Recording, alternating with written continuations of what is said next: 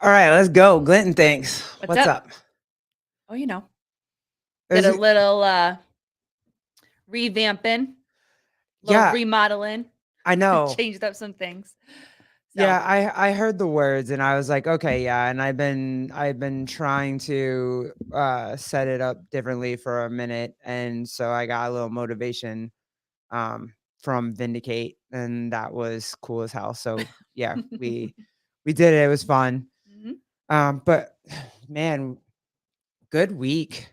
Yeah. Really good week. Are you gonna come hang out with us? Fire week. Oh, you're gonna jump on? Okay. I was just kind of hanging out in the back. Well, I Surprise shows are the best shows. Oh, dancing nice. in the back without allowing everybody to see. Oh, Thank I suppose. thank you for helping us set up. I like really all of this No is very problem. cool. That's what I have to do when I'm here. Kenneth Delap, thanks. Surprise shows are the best shows. Yeah, where it was just again such a good week. Um, dude, hanging out with the boys. Hanging out with the boys was super fun. It was like having a bunch of like little brothers that they teach you things later. You know what I mean? Like you don't know it before. Yeah. They teach you things later, and that was very cool. So I had a great time. Um, Oh, hello guys. oh, hi guys. Wild Zombie's here. Judy's Thank here. you. Hi. Um, yeah, so I didn't join you on said show, but I was still here in our studio space, and you guys could hear me laughing, even Yeah, though my mic was off because we had made that mistake on one of the other podcasts where I wasn't there. Oh, what's up, Crowbar? That we weren't there or that I wasn't on screen with you, but I was still in the studio where we left the mic on and you yeah, could hear me talking. Um, but this time we didn't have the mic on and you guys could still yeah. hear me laughing. It really was fun. It Oh was one my of the gosh. it was one of the best times I've had in a very long time. Having them on, I'm excited. I know that they want to have. I think they want to actually try somehow to invite Naked Martin on the show, and I want to, Mm-mm. but It's a hard pass for me, bro. Yeah. Mm-mm. Mm-mm. It's not what we do here. You could talk about him. You could tell us about him. But mm-mm. Mm-mm. it. Uh, Oh, this is important. oh wait, we're echoing. Someone's echoing. Is it my fault? Probably. Yeah, It's always your it's fault. always your fault. Madeline Adams, Madeline Adams. I hope. I've had a fair amount of education, but learning about what a five-star lesbian is really enlightened me. Yeah, it was a super good time. Mm-hmm. Again, I say it's like having five brothers on and they teach you something, and you as kind of the older sister kind of teaches them something. Like it was fun. But it It- was also cool because they asked you questions too. yeah, Like Pool Boy was genuinely asking questions, and Jake was genuinely asking. They're like, "Wait a second, can you explain this to me? Wait, hold on a second. Can you say that again?" Like that was really cool. I fear Naked Martin. Me too. Yeah, Ken, it's Uh, it's not happening. My only thing about that is just I don't know how to ask a man like that. I mean, maybe like I don't know how to ask a man like where did your life go that now this is what you have to do. I'm not mad at it, not judging. Do you? Like Yeah. it was funny when it was edited. It was it was so extra when they sent me the unedited version, but I get it.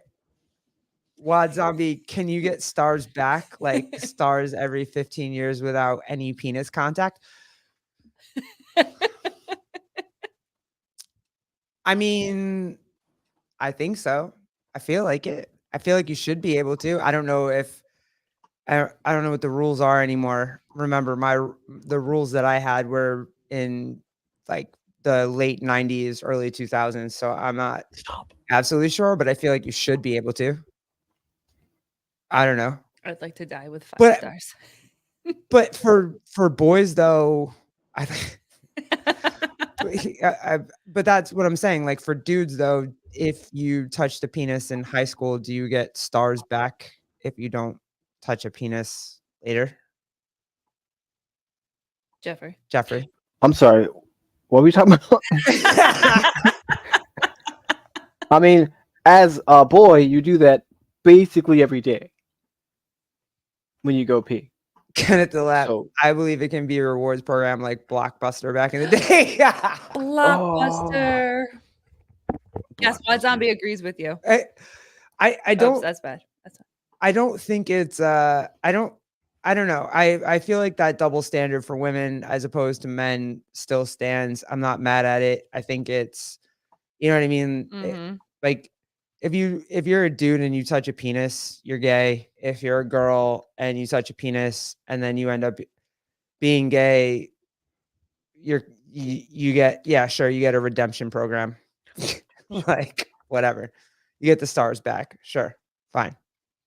So do you want because I'm sure the next question is Yeah, do you get your do I stars get my back stars for being with back? me for 12 years? 13. 13. Oh yeah, we've been together for 13. We're about to be married for 12. So yes, you get some stars back. So my bad. I said you were a 1-star. What did I say? I said you're a 1-star lesbian. Yeah. All right, you're a 3 now. Yes. It's fine. So my wife gets stars back. It's cool. I'm okay with that. Dudes don't get stars back. But I just figured that would be eventually the next question. So we just oh answer that boy, question. Corey Leonard. Okay, let's go. If a girl fucks 45 guys, she's a slut. A guy sucks one dick and now he's gay. Yes. facts. Absolute facts. Yes. That there's a double Unless he standard. yells no homo right beforehand, he's good. Nope, still. there just is That's the double standard. yeah, that there just is it that is, double yep. standard. Yep. And unfortunately, I think that's what women have tried to get rid of is the double standard. But It ain't gonna work. yeah, and I feel like trying to do that is what made this like radical feminism happen in the first place. Mm-hmm. Like trying to be like girls can be like dudes, whatever. It just, yeah, man, sorry. And for women, like, so that's not what we, sorry. I don't know. You're not ever going to erase that. I don't think that's ever going to be a thing that's ever going to be erased. Mm-hmm. So, you want to try to, okay, but it hasn't worked yet. No. They've tried to get rid of that double standard for a long time now, like 20, 30 something years. Mm-hmm. It hasn't gone away. So, well, it's also the double standard where people are okay with lesbians because we're two women. right. But men Yeah. are never okay. Most men are never okay with gay men. Yeah. Just because to them, two women together is hot, two men together is not. So For boys? Yeah, it's a double standard. Like if you were watching television, would you rather see two women kissing or would you rather see two men kissing? Well, yes. I like kissing women. So women kissing women are two things I like. So that's pretty good. Right. Yeah. I like kissing dudes. It sucks. I'm not saying that it doesn't suck. Pause. But thank you. I remember. But that is the way that it is. Like, and I don't know the rules. It's the same thing as saying that dudes can be women or women can be dudes. They can't. It's not a thing. Men are men, women are women. There's a difference. There might be a double standard. There might be whatever, but there's a difference. And I think finally okay with that. Like it just is. It is what it is. Sorry.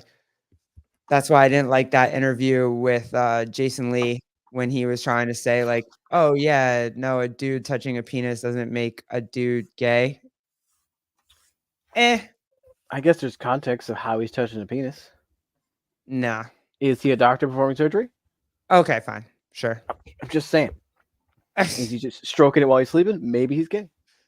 I mean, I'm okay with kids being kids and trying to figure stuff out, but if you're in your 20s and you're like, you know already. You kind of know. You know where you're at. In your 20s? Mid-20s? Oh, yeah. For sure. Mhm. Kenneth the Lap. What? Can you bring it up? I can't. Oh, you have no control? Kenneth the Lap. I don't know. Do I even like every time I see a man and a woman kissing as much as I like seeing two women? I think we're just used to seeing a dude and a girl kiss, Mhm. Probably. but Robot. it's not like do I want to see them making out in the deli? No, not at all. Sure. Right in front of the register. Right in front of Like, your face. not even a little bit. Right in front of Anybody. I the don't want to see anybody making out in order it. Like, counter? nobody, absolutely nobody. Ugh. I asked them to leave. Right to their face. Like, I'm Mhm. good. Like, get a room. Yeah. But okay. So yeah, the having the boys on the show for Chat Appreciation Day was awesome. I had a great time. Mhm. I think we're trying to get another pod together by the end of the month or the beginning of next month. So that'll be fun. Mhm.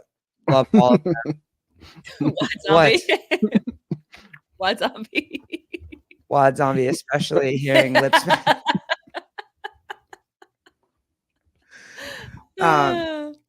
But yeah, I'm super excited for that. And then, hey, the Tyler Watkins show. I might have to admit that might have been my favorite one so far. He's I tried to bring it up on Sevons yesterday, but Tyler Watkins is something special, and I he's one of the ones I've always wanted to ask questions to, and Mhm. I'm so glad that he was able to make that podcast work because I had a blast with him.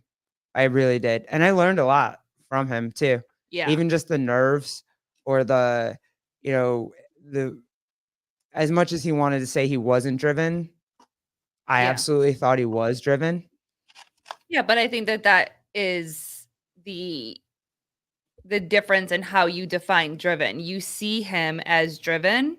He sees his story from a different perspective. You know what I mean? Yeah. Not saying that he isn't now, but when he's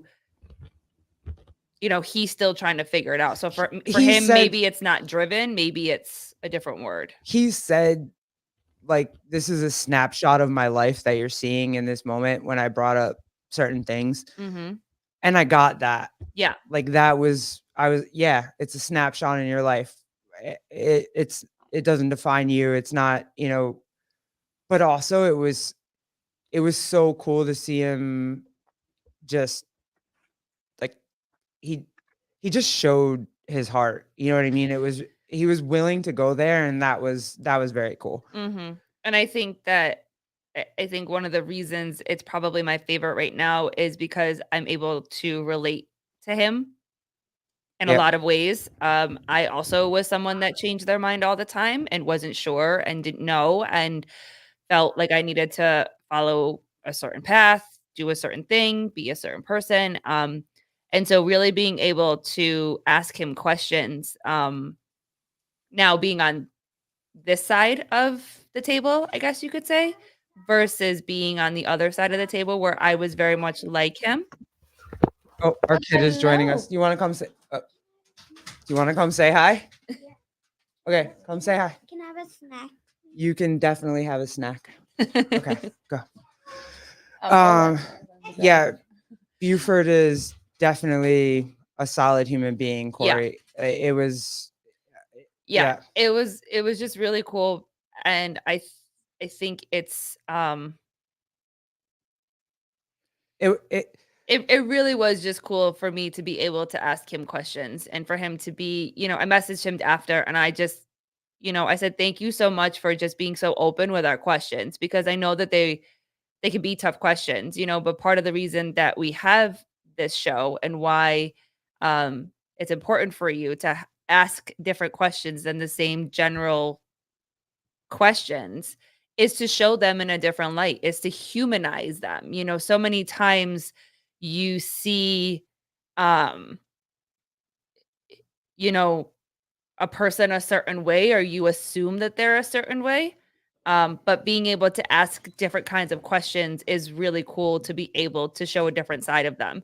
And he did. not saying that every person that we've had on hasn't been willing to go into those type of and answer those type of questions. I feel like they all have.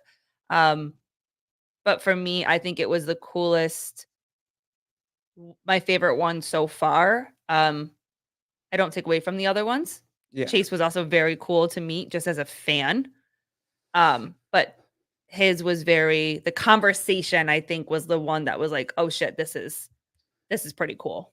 Madeline Adams, I think there's a lot more adversity in his upbringing he didn't want to bring up.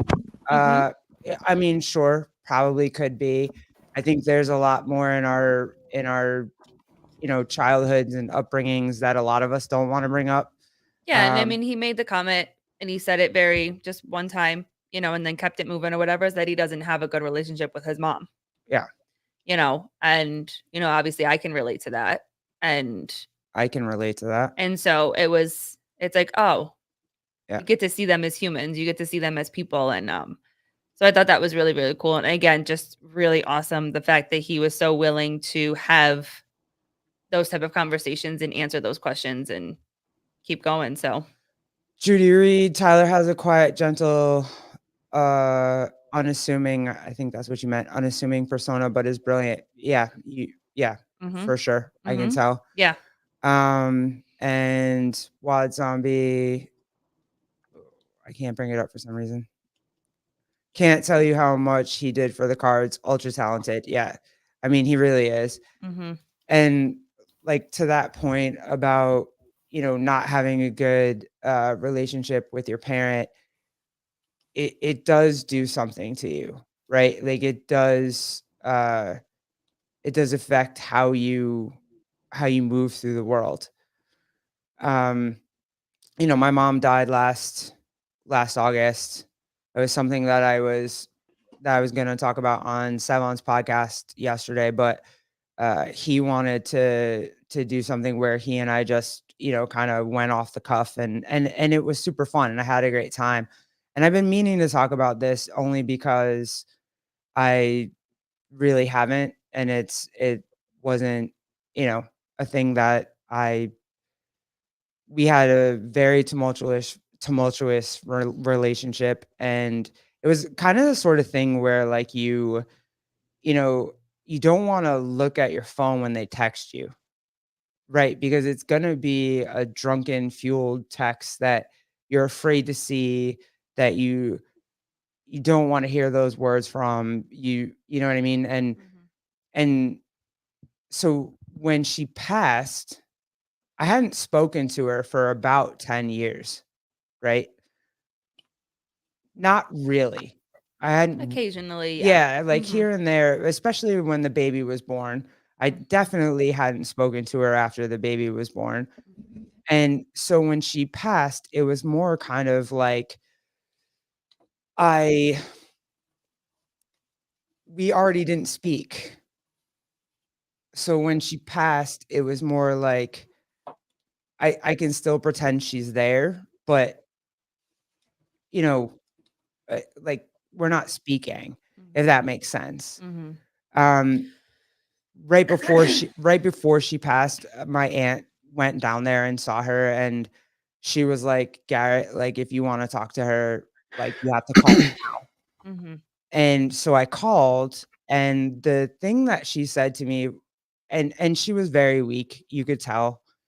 And the one thing that she got to say to me was like, hey girl, we got a good run. And I mean, it broke me. It was so I guess that parent child relationship, man, you gotta cherish that in a way if you have a good one. You know what I mean? Like that's a thing that you really have to you get to. Yeah. And I think I still just, my dad is very far away. I didn't know him for a long time. Just started to have the relationship with him about the same time, about 10, 12 years ago. And it's great and it's fire, but you always miss your mom, right? Like it doesn't matter. And I think the number one thing when I was talking to Sevan yesterday when we started talking about forgiveness is I thought I forgave her, right? I thought I forgave her for the stuff that I went through. I thought that I really was in tune and that uh that I had forgiven her, that the anger was gone.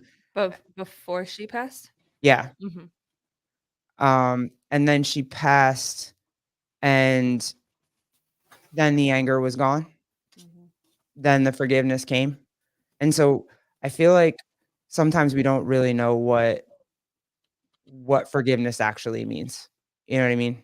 What Yeah. that is. Yeah, and I also think that it's tough when you are in a battle with someone that you don't see the same way, you know? So when it came to your mom, how you've always explained it, it's almost like there's two personalities, there's two people. And we did have this conversation a little bit last night, but being able to or having to make the decision to protect yourself from one makes it very difficult to be able to have a relationship with the other. It was definitely the alcoholism, right? Mhm. Like, let's explain it. She had a very big alcohol problem. Um, I watched that over the years, and then, I think it was cancer, Mhm. just from the alcohol. Mhm. And so when she passed, it was very quick. It was like a month. Mhm. Um, and yeah, it's you just kind of always feel like there's more time, right? There's more time to forgive. There's more time uh to talk again. There's more time to do all these things again. And they're just, you know what I mean? Like there isn't. Mhm. Or I mean, there could be or there could not be, but you don't know that. Like I wasn't ready when my aunt called me and was like, "Hey, if you wanna talk to her now." Mhm. I wasn't ready for Mhm. that to be that at all. But you had to make a choice at that moment and decide. Am I really going to forgive her and call her and talk to her? Mhm. Am I really going to let all this go? Am I really gonna drop this bag right now and not have this baggage? Am I really gonna do that right now? Mhm. And yeah, I did. Mhm. So, it's, it's crazy. Corey Leonard, what are we doing? I missed There you some. go. Corey Leonard, alcoholism and addiction in general are horrible diseases, can take anything or can take everyone and everything, not just a person with it, but the people. Yeah, for sure. Mhm. Like, yeah, you have Al-Anon, you have it affects everybody involved in the family. Mhm. And you know, it sucks because I absolutely love my mom. Jeffrey, we're echoing again. Yeah, what are you doing? I'm not moving. Oh, it's definitely you though. It's definitely you. Um, I loved my mom. My mom and I had a great relationship. Like, if you've never heard this story, like, we had a great relationship for a very long time. She was my everything. I wanted her everywhere with me. Like, you know what I mean? And until, about 12, 11, 12 years old. And then it never got better. It just never got better. And her alcoholism got worse. Mhm. And so everything went downhill, and it wasn't her. Like, I thought I mourned her, like the mom I knew. I thought I mourned her beforehand, Mhm. and I just didn't. I just thought I had more time, and I definitely didn't have more time. And so, yeah, all the big and bad in me that was like, I can handle anything. I can go through anything. I can do anything. I can, whatever, anything really came and bit me, and it was like, "No, you can't, dude." Like, the loss of a parent, the loss of a, you know what I mean, the loss of a kid, like, you did it shut me down for a long time, Mhm. a long, long time. So, Well, we do our best because we have to, you know, one of the coolest things I learned through and I've spoken very openly about going through and doing the work to get my shit together. One of my coaches that I worked with, I call her a therapist. She wasn't actually a certified therapist. We broke down this idea of your younger self. Your younger self lives in you. And usually it's your younger self that's triggered. Usually your younger self is the one that is holding on to all of the trauma, the experiences, the journeys, the childhood stuff, all that type of stuff. And what happens is that for some of us, she wasn't allowed to speak. Yeah. Our younger selves weren't allowed to speak. We weren't allowed to have feelings. We weren't allowed to be seen. And we had to protect them. Yes, and that's my point. As you get older and become an adult, it's the adult that's stronger. Yeah. It's the adult that has to make those decisions. It's the adult that does the work to give the child the opportunity to be seen, to be heard, to be acknowledged. And what is coming up? And there were plenty of times that when I was working with this particular coach, that our sessions together was me literally having a conversation with my younger self. What is coming up? What is she trying to tell you? And a lot of it is just wanting to be seen and wanting to be heard and wanting to be enough and wanting to be appreciated and all of these type of things. And with that, there are certain things that we have to do as adults because we are the adults. We have to make the hard decisions. And usually what that means is setting boundaries for ourselves and saying that we can't do this anymore. Because when our younger selves lead the way, it's child behavior. It's toddler behavior. It's all emotions. There's no logic in it. And I lived very much through my younger self lived through me for a very, very long time. And everything that I did, my relationship, the beginning of our relationship, having our kid, all of those type of things, all of those younger shit was still there. And it wasn't until I did my work to be able to see her and acknowledge that and then have to make those hard decisions. So I almost wonder, have you thought of it more of that you thought you forgave her because you had to put the boundaries up to protect yourself? Yeah. So maybe it wasn't that you forgave her, you just put the boundaries up and now you're at a place where you can actually forgive her. But they're not the same. You get what you yes. Okay. Realizing what the forgiveness part has been very eye-opening for me, right? Because I was raised that way. You learn that forgiveness was not just for the person that you were forgiving, but it was for yourself and mostly for yourself as well. And yeah, so it was just kind of something that you had to do. You had to forgive, right? Because you were supposed to. Yeah, it's your mom, it's family, it's whoever. Well, not only that, but if you didn't forgive, you weren't even helping yourself. Yeah. So it was just like, so I always said that. I feel like I said it on the very first episode of that I did with Sevan. I said that, like, I forgive my mom. I love my mom. I've said it for years and whatever. And after her passing, I don't really feel like I did. Because there was a big I realized that she was at rest, and I realized that she didn't have to struggle anymore, and I realized that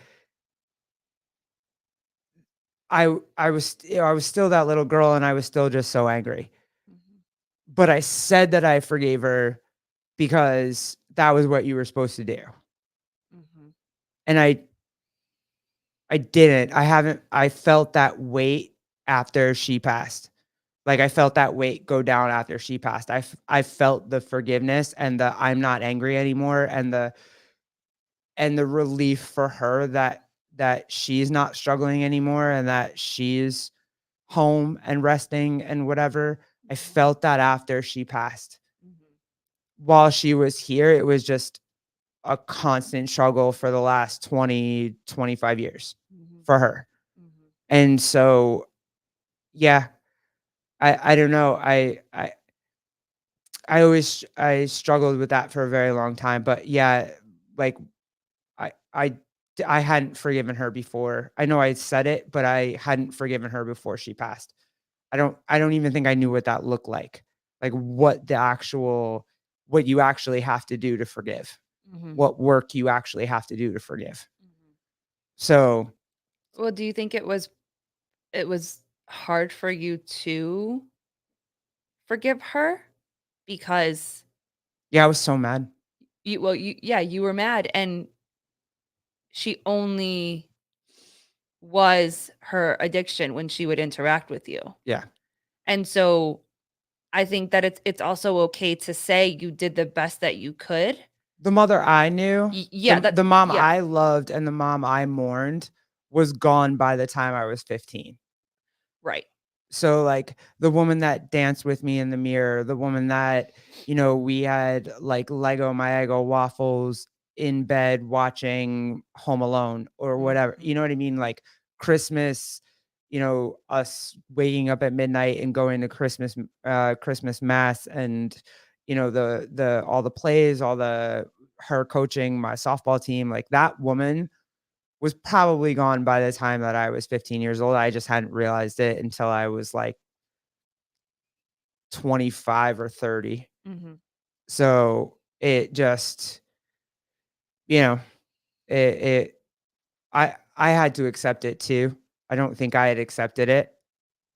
Yeah. Um, And I think for a long time, and of course correct me if I'm wrong, but I feel like for a long time, even when you and I first got together, it was you still were that little girl screaming at her that was like, "Hey, I love "Fuck, you. I miss you." yeah, I miss you, and you're hurting me. You're hurting my feelings, and you're this is not okay. Like, please stop." And it's like she wasn't able to hear you. And so eventually your older self as the adult, as the strong one had to be like, okay, baby, I hear you. And you don't have to do this anymore. And you don't have to hurt anymore. Yeah, it's kinda crazy how you end up being able to take care of yourself. Mhm. Um Judy Reed, maybe you needed to tell yourself that while she was alive to be able to function and move on, you had yeah, that was a really good one. I would say that for sure because it hurt so much that I couldn't introduce her to my kid because I wasn't gonna bring my kid around that, right? Like I wasn't gonna let him see that. Um, she kinda never wanted to meet Colleen, so that was, you know, It's really hard it was when yeah, that's fair. we love people so much and they're just not safe to be around. And they're just not safe for our kid to be around. And it's very, very difficult to not be angry with them because it's like, what the fuck? Just stop. Yeah, And just, yeah. I mean, if you're just coming here, like I have a bunch of sisters. They're all from my dad. They're not from my mom. And one of my sisters, my the one underneath me, is her mom is amazing, and that's who my son calls nanny. Yep. Like that's who my son runs to. That's the fun vacation to take. That's who he wants to be with when we go have date night. That's you know what I mean? It just and it it sucks. It doesn't Yes. suck. Yes. Love Lori, love Nanny. She is the greatest human being on the planet, but it still sucks that it wasn't my mom. Still sucks that you know what I mean? We Still want sucks. it so much and we want it more than they're able to do. Yeah. And in your mom's case, it was just because she couldn't kick Yeah, she could. her addiction. My actual grandmother is his great grandmother, Yep. and she loves him to death. And any interaction that she can have with him, she will have with him. Mhm. Um, it it just the addiction took my mom out. Mhm. Like, she really did, and not just me, but my brother's kid too. You know what I mean? So it just affects everybody around you. And And you had to be the bigger person, and you had to be the stronger person that said that tell you your mom to have to tell your mom no. yeah. Like that's a yeah, it'll make me a better parent. I think Madeline said it in the beginning, like, yeah, you will be a better mom because of it. And she is. And there's nothing I won't do to protect my kid. I don't care who you are. Like Mhm. everybody wants to say, like, I'm gonna homeschool my kid next year. I might be a racist because I don't like who the superintendent. It has nothing to do with that. I will protect my kid at any cost, and I don't care. Mhm. It's not about me anymore. Mhm. I'm an adult. I can take care of myself. I can protect myself. I will protect my kid at any cost. And that is something that you and I hold very, very dear to our hearts, and we are very, very passionate about, is that we do not apologize for taking care of our kids because we felt like that we didn't have that same protection. And we do everything that we can to do that. And we don't apologize for that, and we don't regret anything about that. At the end of the day, his protection and his safety is number 1. And I will always say forever and ever, and anybody who's ever listened to me talk, I will always say my grandparents were the greatest when they took me in. My aunts and uncles have been there for me for my entire life, and probably the only reason I have any coping skills whatsoever. Mhm. And I'm very grateful for that, but I will never leave that. Like my kid will always have me, Mhm. and my kid will always have you, and there's just nothing that I won't do for that to happen. No, and the biggest thing that we do is we continue to do the work. Yeah, We continue to heal, you know? We as adults heal. That's what we do. And we make the hard choices to heal by sitting with the deep shit, sitting with the hurtful stuff, being real with what it was, and giving ourselves the chance to have all the emotions and have all the feelings. But we are healing as adults, and we're doing it so that we can be better parents to our kid. for sure. And that, yeah, Corey, absolutely. Mhm. Never ever apologizing for taking care of your kids, not even fucking once. Yeah. Yep. Yep. And I won't. You can call me whatever you wanna call me. Mhm. I like, I yeah, no. Mhm. Um, but it it's just so weird how all this goes. It's just so weird how all this happens, right? Like, you have the Board of Education meeting, then, like, you have a fantastic week, and then it it kinda just popped off, and it was something that I needed to I've talked about it to you. I think I've talked about it to you, Jeff, but that's pretty much it. But I get it. It's something that I need to talk about, and it's a real thing, and I think because Sevon brought it up yesterday about, forgiveness and about boundaries and how religion works and how boundaries work, for me, you have to have boundaries, and it doesn't matter who it is. Mhm. It really doesn't. You just you have to have those boundaries. Otherwise, In order to have I believe in what I've learned is, in order to have successful relationships across the board, you have to have boundaries. yeah, And you have to be clear with what those boundaries are, and you have to not be worried that not everybody's going to appreciate your boundaries. Of course they're not. Of course yeah, they're not. You know, I grew up as a people pleaser, said yes to everybody and anybody, especially my family. Yeah, absolutely. I'll do this. Yeah, I'll put myself in a situation. Sure, no problem. Absolutely. Call me anytime. I'll drive up. I'll be there. No problem. But that wasn't good for me. It wasn't good for us. yeah. And so, of course, when I started to tell people no, and of course, that's with my job, my, whatever, like you too, like, you telling people no and like what doesn't work for you. And of course, people aren't going to like it because you're not as easy to manipulate. You're not as easy to get over on. You're not as easy to fall in line with whatever their expectation are. So, of course, you tell somebody no and then they get pissed off or they say you've changed. That's my favorite one. Oh, you've changed. Of course I am. Yeah, of course Oh, you've of changed. course I have. And why would We I all not? change. We all change as we grow. Why would I not? I What? I always say to you, we always say to each other, if I was the same girl 12 years later that I was when we first met, Oh boy, yeah, that'd be tough. yeah, That'd be super tough. it would be. And our marriage wouldn't be It'd what it be tough if is. I was the same as I was 12 years ago. Yeah. It'd be If tough. we don't choose to grow, because again, the reason why, and I wanted to, as soon as we got married, I was okay, let's have some kids. And you're like, no, Calm down. no, because when we first got married, we weren't ready to be parents. Yeah. And again, not saying that you ever can fully prepare to be a parent, but we really weren't ready to be parents then. And so, No, I was still having mommy issues. Mommy issues, daddy issues. Judy Reed, Colleen, was there a breaking point that made you do the hard work, putting up boundaries and quit being a people pleaser? oh yeah. Oh, um, yeah. Um, there were actually many, I would say. Um,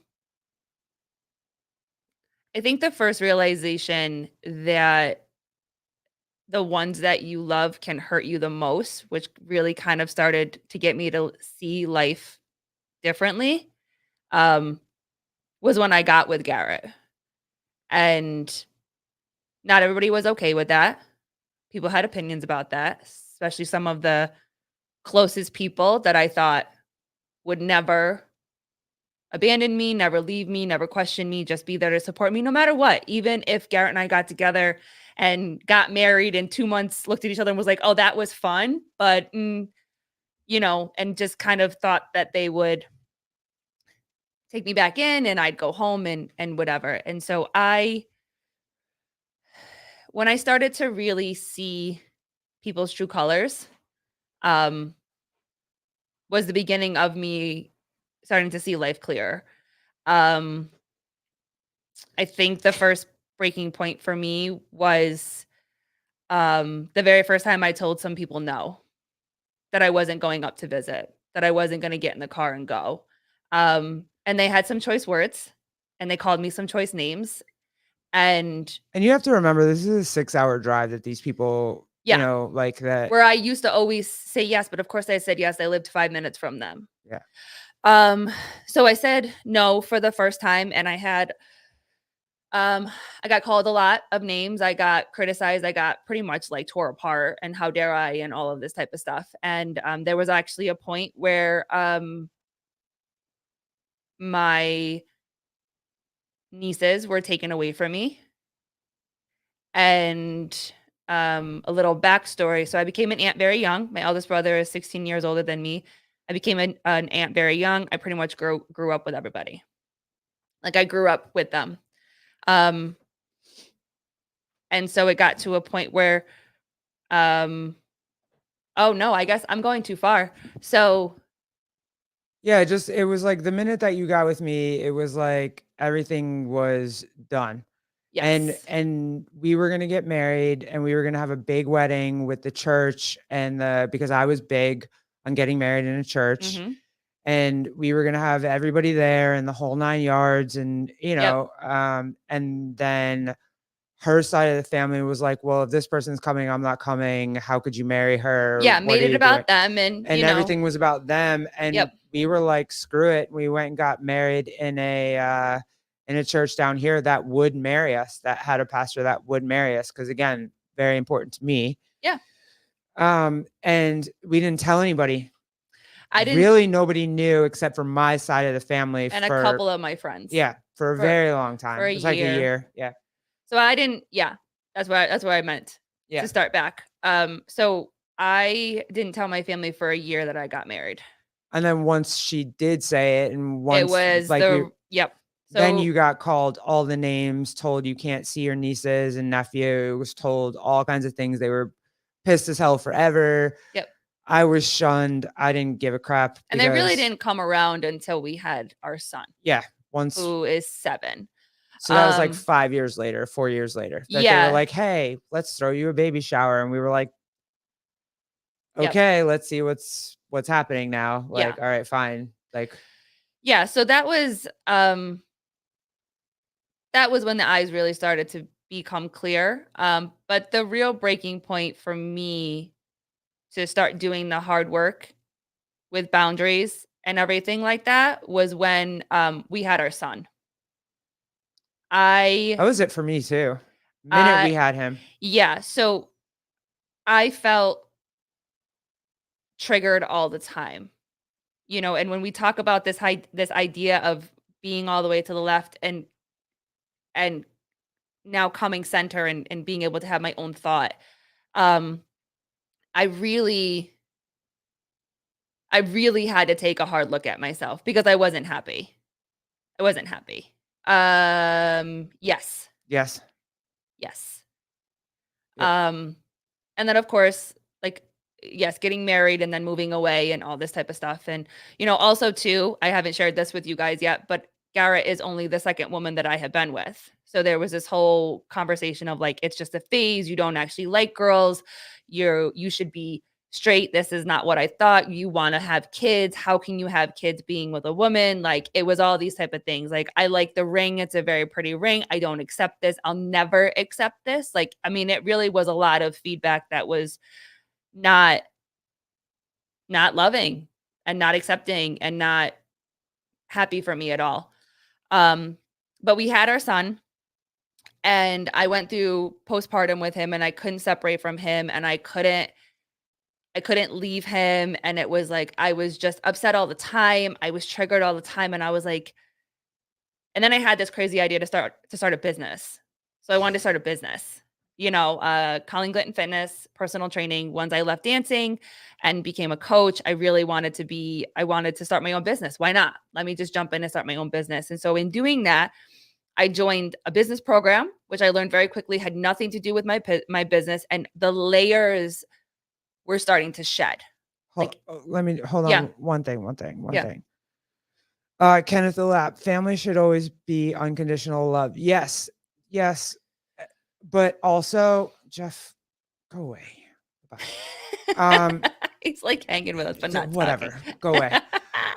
But also they did learn, right? So like it took a little while, but later, and yes, like we can be mad or whatever for the fact that we didn't have them initially, but they did come around, right? Like, so they did figure out like, hey, Some of them, and I would say the important ones. the important ones did, yeah. The important ones did. And kind of like what you were saying when it came, to your mom, like I have forgiven that. Yeah. We don't bring it up. We don't talk about it. Like, I have forgiven that. And very much like you said, I have forgiven it for myself because I don't want to hold that type of feeling that I had. And I also am just very, very clear, and my boundaries are set, and this is how it is for me. And if you don't want to follow that, then that's also okay. But I'm stronger now to be able to say, this is what I accept and this is what I don't accept. Whereas before I couldn't do that. But Yeah. but yes, the important ones have come back have around. come back. And they're great, and it's Yeah. fine, and it's fun now, and it's a good time, and it's okay. And that learning process is fine. And I have no problem with that. I never have. I kind of figured that it would happen anyway, just because I've lived a life already. But yeah, it was weird, and it was definitely it was different for you because you had never experienced that before. Mm-hmm. And so, yeah, but you have to allow people to grow too. That's one thing with my mom. I don't want to say that I was waiting for her to grow. I was waiting for her to grow with me. I was waiting for her to figure it out. I was trying to help her do it at the same Mm-hmm. time too. And it just never came. Mm-hmm. But with your family, the ones that were important, it came. Yeah. And they grew too. Yeah. And so that was very cool. Yeah. And they made the choice. Right. Because I very much had, done the work to accept that it is what it is. Because at the end of the day, my relationship with you is the most important relationship that I have other than myself and our kid. Sure. So everybody else that, I choose to have a relationship with, that's extra. That's, that fills my cup differently. But I didn't know how to be able to say that before because I felt like I could do it all. Yeah. And I think that I believe that you can go farther together. Yeah. But if you're the only one that's fighting for something to work, like an example, like if I was the only one fighting in our marriage to work, or you were the only one fighting in our marriage to work, it's not That's gonna not gonna it's work. not gonna go Yeah. as far.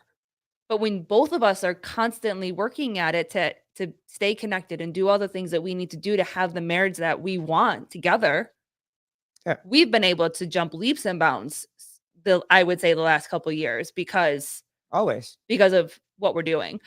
Um Corey Leonard, y'all seem like a normal, happy family, which is fantastic. I don't know about normal, but very happy. We're definitely very happy. We're definitely not normal. If Yeah. you've been on any Instagram, we're Yeah. not normal. Well, that's amazing. Thank you. But yeah, so I started a business, joined a business program, and realized very quickly it wasn't about my business. It was very much about starting to strip the layers that I needed. And then right from that business, they had a mindset coach, and I jumped into his program after that. And when I say this program got in, like, literally into my soul, like into my gut, and I really started to see what I needed to work on. It was terrifying. It was a lot of work. It was a lot of crying. It was a lot of awareness, and it was a lot of release. It was the beginning part of release. I had to, face my childhood. I had to face my relationships. I had to face my own trauma that I've been through. I had to face all of these things, and I had to be upfront with them and have these conversations with my younger self. And that was the beginning. And then after that, I took a break because I was exhausted. I was mentally exhausted. And I took a break probably for about 6 months. And then my coach that was in my business program, who was also like a mindset, you know, um, assistant coach kind of thing, because it was a big group program. So there were a lot of coaches in there to help support you. She kept popping up on my Instagram. I kept seeing it like one-on-one, work with me, come work with me. And I'm like, I don't know, maybe. So finally I was like, hey, you've been popping up on my Instagram. Do you have any more spots? We sat on the phone, we talked about it. And again, I'm going into to grow my business. And again, realized very, very quickly that it was not about my business, it was about me. But I think that's a lot of things too. Like you go into a lot of things thinking it's going to be one thing, and then you really dig in there and find out about yourself in a different way. Yeah. Like whether it's CrossFit and you're going in there to uh, be with friends, hang out, whatever, you find out something about yourself when you go there. Yeah. Like sports, anything like that. You do something and you think it's going to be for fun, but you really are finding out something about yourself. Yeah.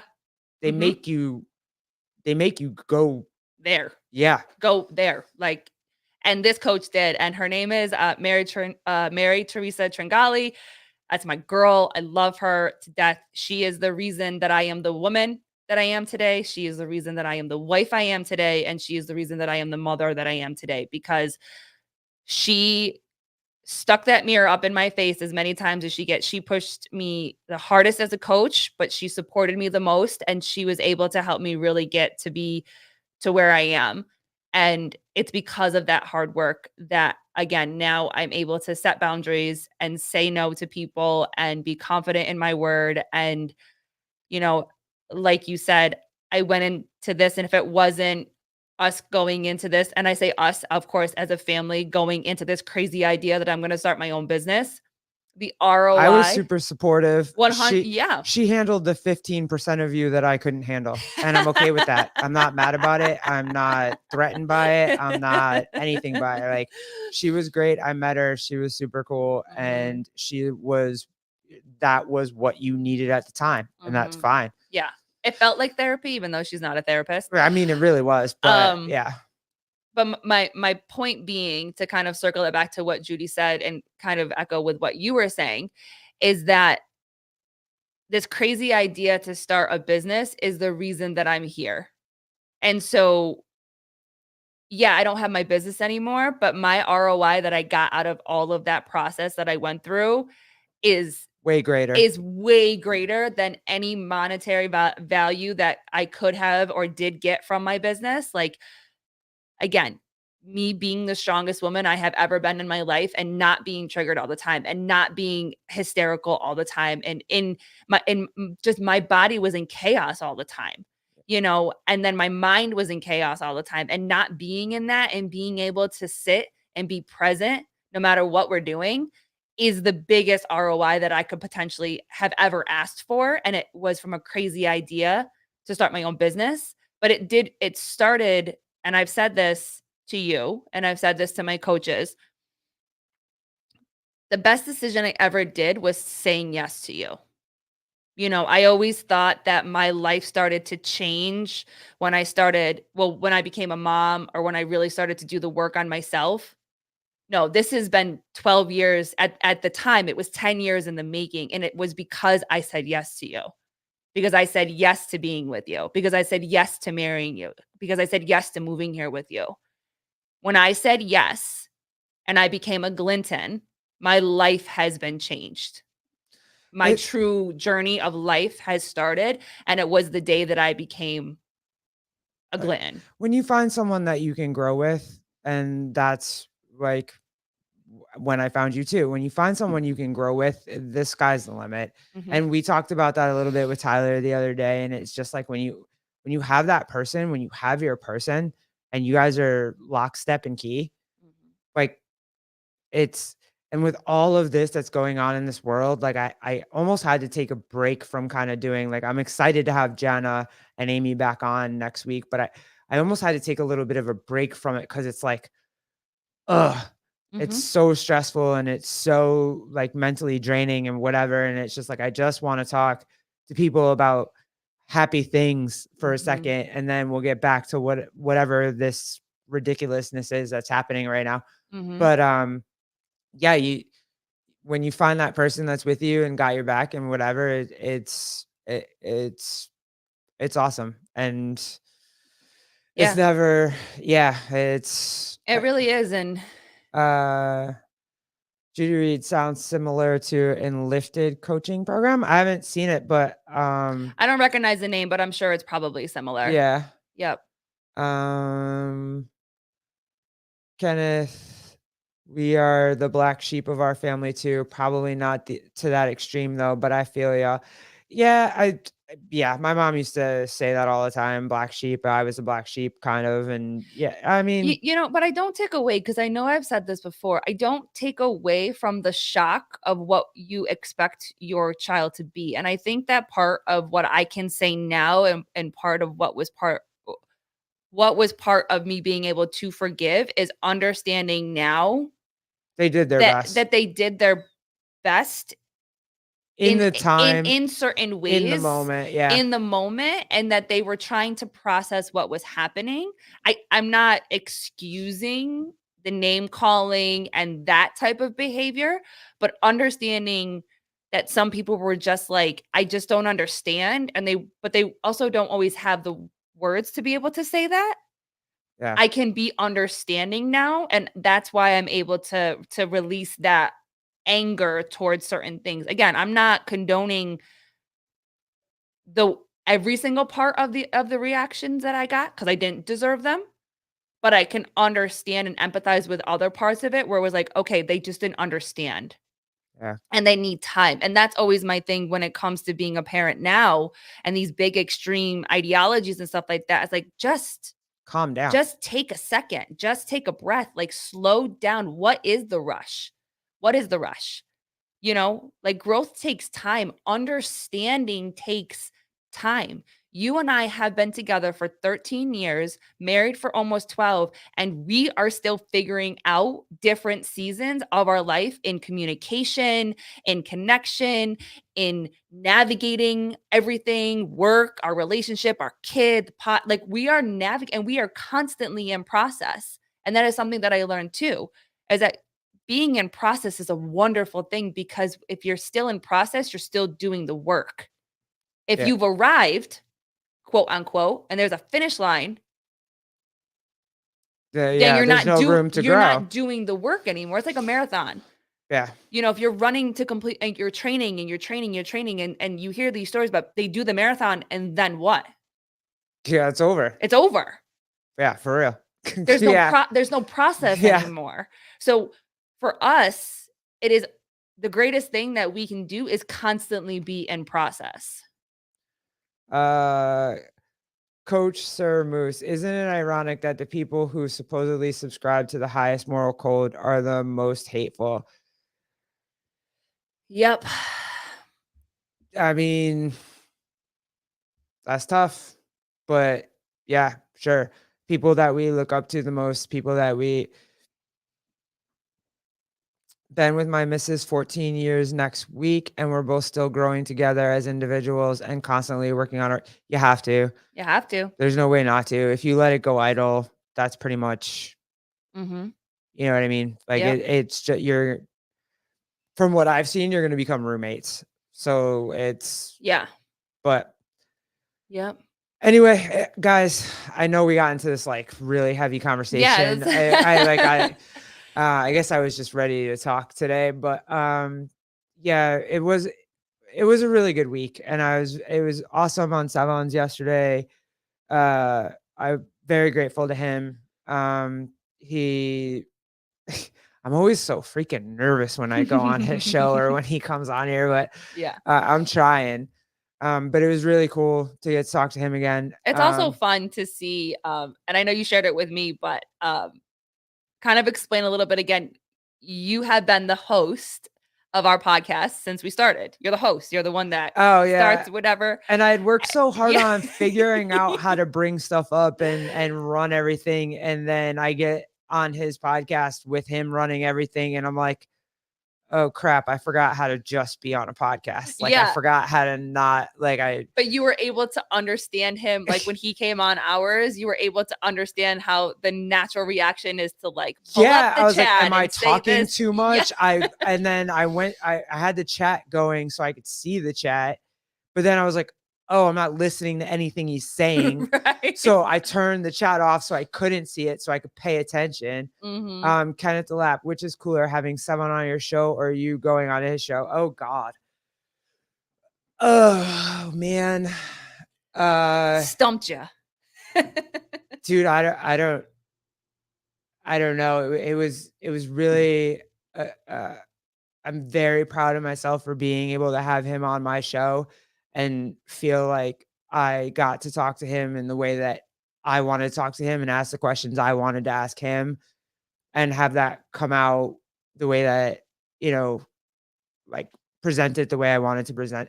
Like I think it was cooler having him on my show and that Kenneth DeLapp, which is less stressful with Sevon? Neither. Neither. They're both. With him, neither. I would say it's less stressful for you to come on here and just chat with me. I am. But with Sevon, would you agree that it's neither? I am. Well, hosting. All right. So, I mean, you said go on his show. So, do you mean like go on as a guest or go on and host? Oh, okay. Go on as a guest. Yeah, no, having Sevon on your show or going on his show with him. The adrenaline is always just as high, and then afterwards, I'm good. I need like a full chicken to eat, and then go to take a nap. As a guest, same thing. Like it's all high. Running his show, I think would take over both of those though. Like if you were to ask me like running his show, having him on or being a guest, running his show is the most high pressure situation I've ever been in. But you did good. Now I think I have a better grasp on how to. You did good and you brought friends. Yeah. So you didn't. I brought shirtless dudes. So I feel like I win on having shirtless dudes, and one of them was Hiller. So I think I'm fine. Yeah, you did good. You did good. And remember, Pool Boy only took his shirt off because Hiller took his shirt. Hey, I've never asked him because I asked Pool Boy to take his shirt off first, and he did before not. Hiller even got on, and he wouldn't. And then Hiller took his shirt off, and then Pool Boy came. He like went to go. That's definitely get a drink, dude thing. I'm gonna have to find out what that's about. And then came back. Why that happens. Jan coming on our show. Yeah. Really? Oh, for the for the talk about time. our boys. Yeah, I get that. Yeah, for sure. Yeah, it is. Yeah, it is. It's- It's very different. It's very nerve wracking in Yeah. the beginning. We've just gotten better because No homo, but Pool Boy has an amazing body. He does. we've gotten obviously more confident because we're always jumping on and having a conversation. So the more reps that you do, Yeah. you get more confident. But we do get nervous, obviously, with people, you know, like I shared in our last recap. Chase Ingram still to this day is the most nervous I have been on a podcast. He terrified you. I was nervous to talk to Chase. He's super cool guy. I've just been a huge fan of his for a very, very long time. He's one of the reasons that, you know, are one of the voices that we remember from all of the CrossFit stuff, you know, when we first got into it. But I was nervous for you right before you got onto Sevan when you hosted. Oh yeah, for sure. And I was a little nervous when Sevan came on our show, but just a little bit. Like I wasn't nervous. Like I was nervous for Chase. And I wasn't that nervous, but I got like a couple of those butterflies in my belly, like right before Sevan jumped on or right before you went on the Sevan. But I was like, nah, I got to keep my shit together because you can't be nervous and freaking out, and I can't be nervous and freaking out. Yeah, we can't both do it at the same time. We can't both do it. No, that's not good. That's not a good look. So then I was able to kind of like keep myself together. And then when you were done, I was like, wow, that was really stressful. Since Jan is on here, let me show you guys this. So my kid goes to the point, and it's super fun. But, he created these for Mother's Day. It was a Mother's Day thing today, so he made some stuff for us. Yeah, so this was for me, which was awesome, right? And I was really pumped for him. Like it's just the beach and some birds, and it's a summer day, right? So then he makes this for Colleen. And when I saw it, I was like, well, before she shows you. I won't tell you what we thought it was. Please write in the comments the first thing that comes to mind. Yeah, tell us what you think it is. What you think it is. Okay, here we go. Ready? Go ahead. We'll give it a couple minutes. Yeah, go ahead. What do you see when you look at this photo? What do you got? Go ahead. Before we tell you what it actually is. Yeah, because he had a whole explanation for what it is. Kind of to laugh. That's not an answer. He had a whole explanation for what it was. Yep. Any guesses? No? No? Nobody? All right. Cool. Well, he told us it was cotton candy. Yes. We absolutely thought... He told us it was cotton candy, but we absolutely thought what I hope...